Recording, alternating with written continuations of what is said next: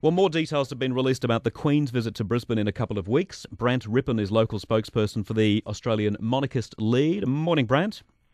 G'day, Spencer. How are you? Very well, thank you. I love how in the information sheet that you guys sent us, your age is listed there. It says Brant Rippon, 24.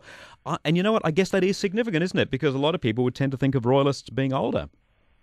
Yeah, look, that is the general consensus out there, Spencer. But from my personal experience within the league, there are a lot more younger people getting active, whether that's the change in media through Facebook and other social media, or a bit of the influence from the Duke and Duchess of Cambridge with the royal wedding early in the year. I'm not too sure, but I've been involved with the league for a number of years now, and I'm very passionate about this matter. Have you? So, like, for how many years have you had an interest in the royals? Like, is it something that you sort of inherited from your parents, for example, or? Not really. I've always had a bit of a passion in politics in general, and the royal family as well, I suppose. It's something. I'm a sort of a strange individual, I guess. I'm probably a bit of a 24-year-old in a 50-year-old's body, but no, it's just something I've always been interested in, and probably, I mean, I was only, how old was I? About 12 when the last referendum was on, and I took an interest in it then, and I, back then, couldn't see a point in changing. I love the flag. I didn't want to see that change, and for me back then, and I know it's the old broken record, but if it's not broke, don't fix it. That's the thing for you, is it? That's the main argument. What about, I suppose, the counter argument? And I'm more interested, to be honest, in talking about what the Queen's going to do, which is here, rather than going down this path that's been well argued. But you know, there are more and more people are not of British heritage and arrive here, and the old system, the monarchy, doesn't mean anything to them. What of that argument? Look, I don't think that's necessarily the case at all. I think the Crown in Australia has adapted over the years. It's now a separate entity. She's not the Queen of England to us anymore under the Australia Act. She's the Queen of Australia. We have our own flag, our own anthem. She has her own title. And I think, you know, it is part of our heritage. It is part of our culture. You see it reflected in our laws and our language. And I can't see a point in changing it. I think a lot of people know that and respect that. When they come overseas, it is an institution of stability, and a lot of people that come from Asia, for example, have monarchies and constitutional monarchies there as well. So I think it's a system that a lot of people are very comfortable with and are very happy with. Well, the Queen and the Duke are here 2 weeks today. The 24th of October, they visit Brisbane.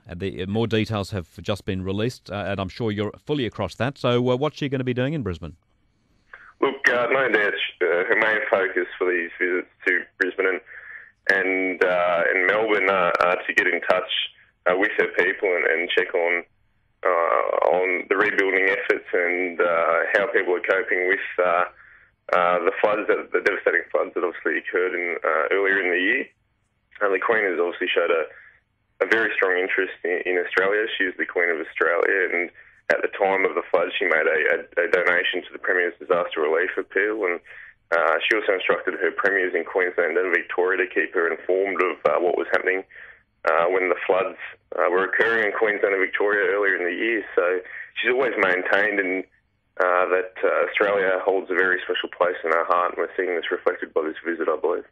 And some of the other detail, though, you would know this. She's going to go on a CityCat from Hamilton to South Bank. Yes. And do you think, and then she's got to do something at the Performing Arts Centre, maybe the Art Gallery, I don't know. Do we know anything about what she's actually doing at the Cultural Precinct? Look, I don't think the full details of that part have been fully released. I'm not too sure what would be happening at QPAC, but she may be going there to inspect the nearly completed ABC building. Well, that's true. She could be doing that as well. She was there back in 88, so I dare say a few things have changed for us, including the skyline of Brisbane. So it'll be a good thing for Her Majesty to see. Now, I've heard that there's a bit of a push on to line the riverbank to see the CityCat go past. I'm not sure that the Queen and Prince Philip will be standing at the front doing the whole "I'm King of the World" or "I'm Queen of the Empire" thing, will she? Oh, who knows, Spencer? Who knows? We'll have to wait for the day, I suppose. It'll be a bit of a surprise. What are you going to do? What's your plan?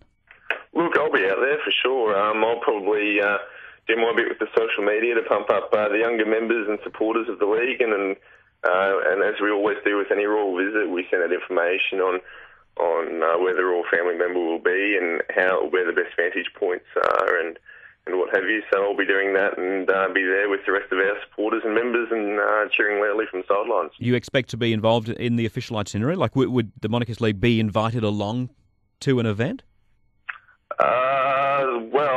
That would really depend on an invitation via the Premier's Department or what have you. But there was an event a number of years ago down in Sydney where our national chairman and a few delegates were invited, I believe, to an event at Kirribilli. But, you never know your luck in the big city. We can only hope and have our fingers crossed. The Premier is well aware of us. She has instructed her department to keep us informed of Diamond Jubilee celebrations next year, so we get a bit of a say in that as well, which is fantastic. All right, so you haven't received a call yet inviting you to an event on the 24th, but you're open to it.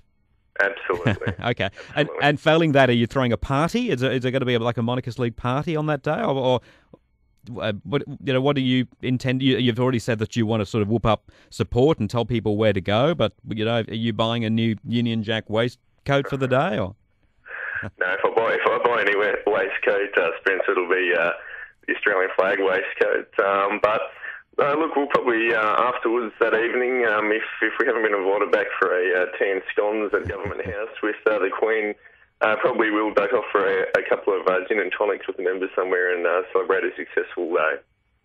Okay. Well, thanks for talking to us this morning. 2 weeks until the Queen is here on Monday, the 24th of October. Good to catch up with you. Brant Rippon, who's the local spokesperson for the Australian Monarchist League. Thanks, Brant.